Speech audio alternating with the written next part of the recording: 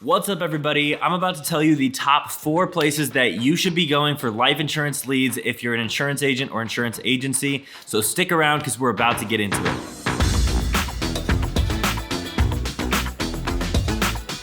Hey, what's up, everybody? If you're new to the channel, welcome. So glad you're here. I have a couple of different businesses, a lot of things in this channel that I'm interested. One of those businesses is a consulting company where we take single person, individual agents that feel like they have a job, individual insurance agents that feel like they have a job, and teach them how to use Facebook ads, funnels, YouTube ads, digital marketing, all that stuff to turn them into multi-person agencies, real business owners who have a business that work for them.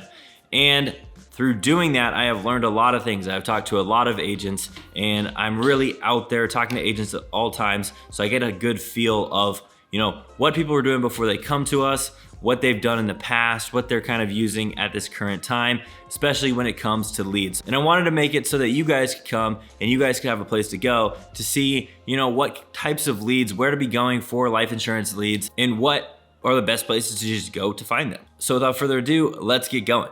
All right, so I'm going to start with number 4, and make sure that you stick around for number 1 because number 1 is going to be the best, number 4 is going to be the worst. And there's not a extreme particular order in between, but it definitely goes from worst to best. So the number 4 place, but these are all good, right? I'm putting the top 4 places in here. So I'm not putting any like trash leads or don't pursue this avenue type things. Maybe we could do that on a different video. But for this one, this is the top, but it goes from good to best. So the number 4 place where you should be going for life insurance leads would be your IMO. So if you're an independent agent, you should know what an IMO is. Some people also call them FMOs, but an IMO stands for Independent Marketing Organization. Some people call it Insurance Marketing Organization, but basically they are large agencies, and they're places where agents can go and get contracts. And some people will correct me there and say they're not technically agencies, but basically they're the place that you go where you can get a contract to sell for a certain company rather than going direct to the company. And the reason you would go through an IMO is because in some cases you have to, some cases you can't go direct to the insurance company.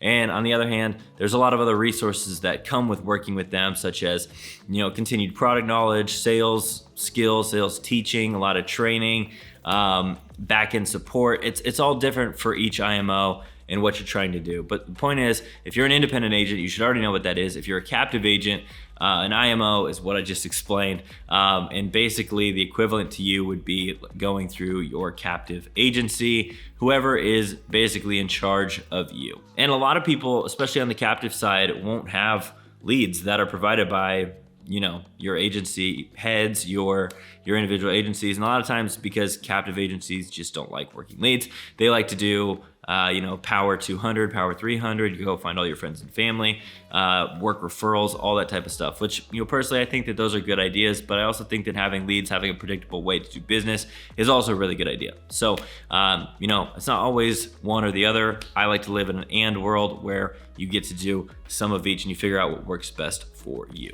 So back to the source. So when it comes to getting leads from IMOs, it's really, really, really tough because some of them are amazing, right? I know some IMOs out there that they literally are on the front cutting edge of technology. They're creating their own leads when it comes to using social media. They're out there creating their own television leads. Like the head of the IMO is literally on TV generating these leads. They're amazing. They're a great place to go to. But then on the other hand, there's IMOs out there that these leads are, I wouldn't touch them with a 10-foot pole. And I wouldn't even want to be on their lead. I feel bad for the people that get on their lead list because I know that their leads get recycled. They get resold every single 3 months. They get sold to a new agent. The people on those lists have been broken and beaten down because they've been called and worked by so many agents. And so when it comes to an IMO, because there's such a wide array of what's going on, that it's, they could fall at any one of these points, 4, 3, 2, or 1. But because there's such a wide array, the consistency between it has to have me put it at number 4. But I did want to give you a little tip as to, how can you tell if your leads are good? Well, I mean, there's several different ways. One, what's the contact ratio? Are you getting a hold of one person out of 50, or are you getting hold of, closer to like 50% of people, 60%? And that's like when you call them. The next thing to look for IMOs is when you go to order a fresh batch of leads, if they show up immediately, they're not fresh, okay? I can tell you that because it takes some time to generate leads. And some people just don't know that. They're not far enough along to understand that, and so they think that fresh leads can be generated like this. They go and order a batch of fresh leads, and then they get them that second. They get a spreadsheet sent to them. If that's the case, they're not fresh. They were generated previously. You're getting sent a spreadsheet. They may or may not be resold. And so that's one thing to look out for as well too. And then ultimately it just comes down to just try them out. At the end of the day, you are a business, you are a business owner. If you don't see yourself that way, I see yourself that way, so I believe in you. And just have a little bit of risk. Being a business owner, being an entrepreneur, being in this kind of line of work takes a little bit of risk. So go out there, spend a little money, see what works. Also give things a little bit more of a try than, 5 to 10 leads, because sometimes even the best lead providers can have a bad batch. But just get out there with your IMO. They're probably gonna have some different relationships. If they're generating their own, they're probably gonna be decent if they're actually generating their own. If you just have like some sort of system, you have no idea where they're coming from. It's just like, hey, go buy leads from here. It's all the leads for our IMO. You just go to this one place and buy them. We don't know where they're coming from. They're just gonna show up in your account. That's probably not gonna be the best, but maybe it works for you. Number 3 is going to be a third-party lead vendor. So a lot of the times this will be the same place and the same people that you can get from your IMO, but at the same time, sometimes your IMO doesn't have the relationship with all the third-party lead vendors out there.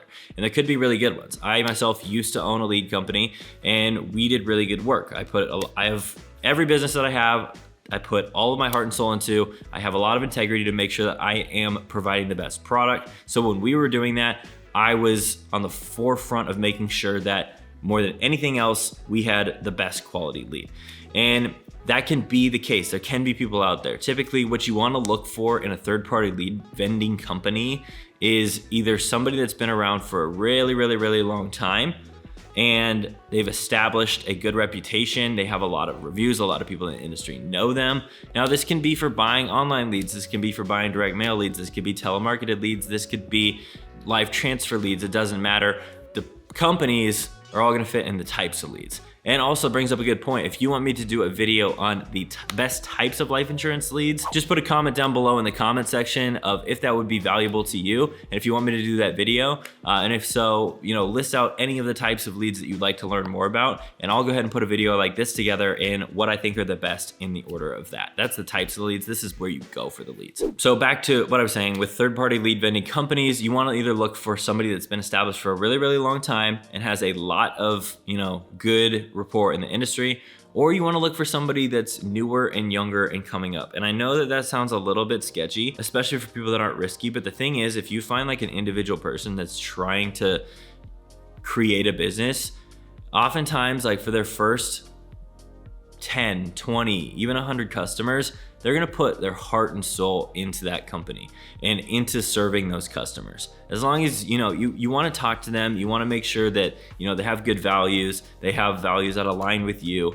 But at the end of the day, like a person that's really trying to come up will put a lot more effort into it than somebody that's been around for 3, 4, 5, 6 years, doesn't quite have the longevity of like the 20-year company, and they've switched from customer focused to profit focused, right? So, and I'm not saying all companies are like that, but those would be my little tips for, if you're gonna buy from a third-party lead vending company, I would kind of look through those. So then number 2 is going to be going and hiring a marketing company to actually come and do it for you. So you pay a retainer, $1,000 to all the way up to $10,000 a month. It depends on who you're hiring and how big you are. And then they're gonna come in, and then in addition to that, basically the retainer is you paying for the labor of the company, the person that's actually going through and running the ads, managing the ads, media buyer, that type of stuff. And then from there, in addition to that, you pay for ad spend. Now this can make sense depending on what that company does for you, how good they are at what they're doing. and it can be really good. What I do like about hiring a marketing company for you is that you have more control typically, right? You're going to be able to see what the ad copy is. You're going to be able to see and talk to them about who they're targeting. You're gonna be able to hopefully have your own website. You're gonna be able to hopefully have your own Facebook page. You're gonna be able to have a little bit more control than if you're just buying it from the other two places that are building up their brands, and they're in full control of the ad copy. They're in full control of the targeting. They're in full control of all of that. This one, you have a little bit more control, and ideally you start to shift, right? As we're going from 4 to 1, you're starting to see the shift in control. Who controls this part of the thing, right? And so hiring a marketing company is gonna be the next place because you get a little bit more control. The thing with a marketing company is you gotta see if financially doing it that way, how much they charge, all that stuff actually makes sense. Now, before we get into number 1, there's one more thing that I did wanna add before, if you go out there and you wanna decide to pursue number 3 or number 2. I want to arm you guys with some knowledge, because knowledge is power, and being able to ask the right questions and understand the lingo is going to help you with vetting the marketing company or the third-party lead agency that is selling the leads to you and generating the leads, preferably. That's another thing. If you're going through a lead company that doesn't actually generate their own leads, you're just paying a middleman to mark it up, which, depending on your goal, could be good, could be bad. But here's some questions to ask. So basically, how are you generating them, right? Is it direct mail? Is it social media? Is it TV? Is it whatever it is? If it's TV, it's pretty straightforward, right? They're going to have, you could ask them like, what channels? Who are you putting them in front of? What markets is the TV coming from? If it's direct mail, same thing. Like, what demographics? What markets? Where is this coming from? You could ask them if you could see their messaging. A lot of the times they may not say yes, which is okay. Like that, they have a complete right to do that. That's their intellectual property. You could ask them, how many letters get sent out? What's the typical return rate? What would differ in a return rate, right? So like if you see one area over here has a higher return rate than over here, why do you think that is, right? You're asking questions to get them to answer with their knowledge, because you want to get a sense of the fact that they know what's going on in their business, right? So other areas where you could ask good questions, telemarket it. Who's calling out on those leads? Where are you getting your data for them to call? Is it TCPA approved? Do you guys scrub for numbers and all that type of stuff? How did you learn to do this? How did you establish the call centers, right? And a lot of people may not like these types of questions, but at the end of the day, like the ones that I know that do good work like to talk about their business because they've really put a lot of time, heart, and effort into it, and they're totally fine talking about this stuff. So I'm also not saying that if people don't want to talk about it, it's a red flag necessarily, but the thing is that like you want to have some sort of questions that you can ask that are really going to allow the person to talk and demonstrate their authority, and so you can figure out if they know what they're talking about. Now the last one is going to be social media. People are generating social media leads. You want to ask them what those sources are, right? Is it Facebook ads? Is it YouTube ads? Is it TikTok ads? Is it SEO? There's a lot of different ways to do it, but you want to ask them what their sources are. And then the next thing that you want to find out is, okay, are you sending them to a lead form? Meaning on some of these platforms, but especially Facebook, you can create a form that, and this, a lot of the videos that I've shown on YouTube use this way. For scale and best quality, I don't actually like using this way. It's a really, really good way to get started, right? So if you're a beginner, I would probably suggest starting there. But as you grow, as you become a real business owner, as you become more serious in your craft, you don't really want to do that because there's a lot of not very much intent. People have their information auto-populated, so the effort it takes for them to become a lead is probably 2 to 5 seconds at most. They truly do forget that they did it. So anyway, that's with the lead form. So you want to ask them, are you doing a lead form or are you sending them to a landing page? And then just take what I'm about to ask you and write these down, and then that will help you because you probably won't know what I'm some of you may not know what I'm talking about, but you want to ask them, okay, if they're doing a landing page, is it just going to a straight form where it says, hey, enter your information for a chance to win a gift card, for a chance to go on a cruise, for a chance for a free vacation? Or are you actually having some intent in there? And is the first page going to say, enter your information for a quote, first name, last name, phone number, email, favorite hobby, whatever it may be? Like, that's what most people do, and that's still not very good intent. So are you sending them straight to the page where you're going to capture information? Or do you send them to a page where it educates them first, makes them click a button, then they can go to the survey where they put in their information? That's better than the first one. But what's even better than that is page where it educates them, they have to click a button, then it goes to the next page where it asks one question at a time, and it takes them through micro commitments. It's like, what's your first name? And it has, like, these lead generators should be really good at doing this. There's really good ways and very specific ways to ask these questions, but it effectively asks, first name, then the next question, then the next question. You all of a sudden get 8 or 9 or 10 questions in, and people have spent time going through that process. They've probably spent closer to 2 minutes to 5 minutes compared to 1 to 5 seconds.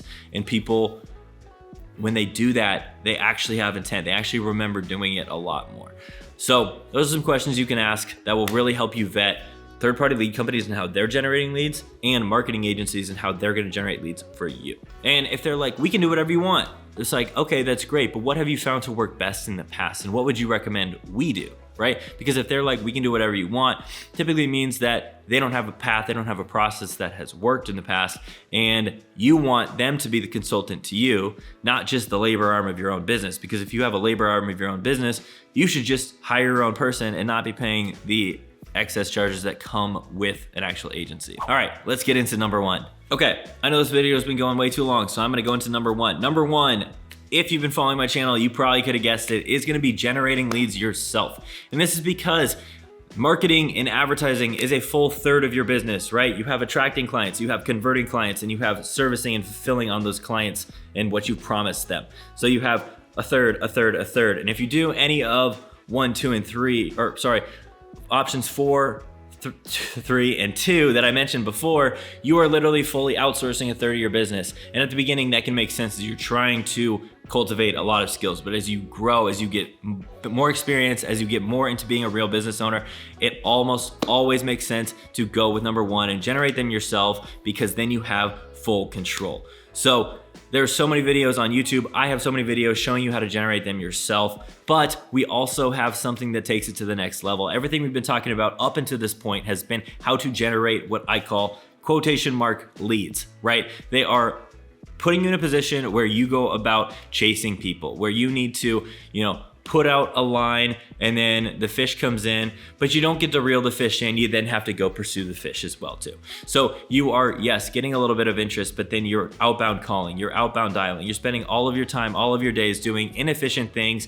when you should just be selling. So what we do in my company, Insurance Advertising Masters, and this program I have, this coaching program, it's called Advertising Mastery, where we basically teach you how to use Facebook ads, YouTube ads, and funnels in order to flip the script to where you are no longer chasing people. You are putting out a video, right? Look, the thing is, when you are on sales calls, you probably say the same thing over and over and over again. And when I say sales calls, that can be that can be actually on the phone, or that could be in person. But regardless, 99.9% of insurance agents I've talked to, every time they meet with somebody, they start by educating, which is really, really good. But the thing is, we can take that and do that for you. We can have yourself do that for you, right? We can put that on video. So what we like to do is take the things that you say over and over and over again, put them into a video with a script that actually converts, which very few people can actually do.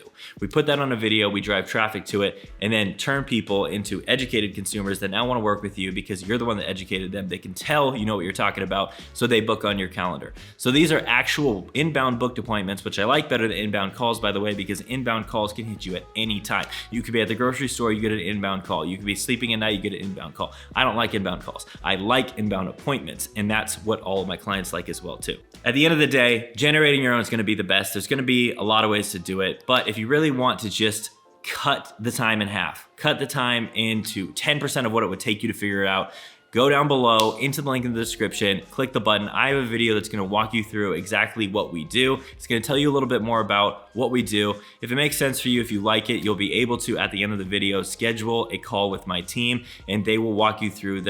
On this call, it's gonna be actually really valuable. They're gonna ask you some questions that you probably never heard before, never been asked before. That's really gonna put you in an introspective position of your business and really make you look at your business in a way that you never have before. And then, if you're a good fit, they're gonna tell you a little bit more about what we offer, what we do. If you're not at that point, they'll just kind of give you some insights and let you go on your merry way. But I really wanted to tell you about that program because I feel like I'd be doing you a disservice if I tell you to generate your own leads and then kind of leave you out there to figure it out on your own. We already have an amazing way to do it. Like I said, we use a video with the best salesperson in your organization, which should be you, the business owner. We're gonna take you, we're gonna put you on a video, and no, it doesn't have to be an actual video, it can just be voiceover and slides. There's many ways to do it, but we like to use video to educate, and then we drive traffic to it. Like I said, the link is in the description for that video, but again, I didn't want to leave you guys telling you to do it on your own, and then you to be like, well, how do I actually do it? So, a little bit of a plug there, but I really, really love what I do. We help a lot of agents. I'm really passionate about how much effort and really how much I put into that. It's helped and changed a lot of agents' lives to going from feeling like they have a job to having a business that works for them because they no longer have to be in the position where they're chasing people. So please go check that out. As always, if you guys have enjoyed this video, please hit the like button, please hit the subscribe button. And if you guys have any other thoughts on any other places to go for leads, please put that in the comments. And if you do want to see another video on what types of leads are best, also please put that in the comments. All right, thanks guys. See you on the next one.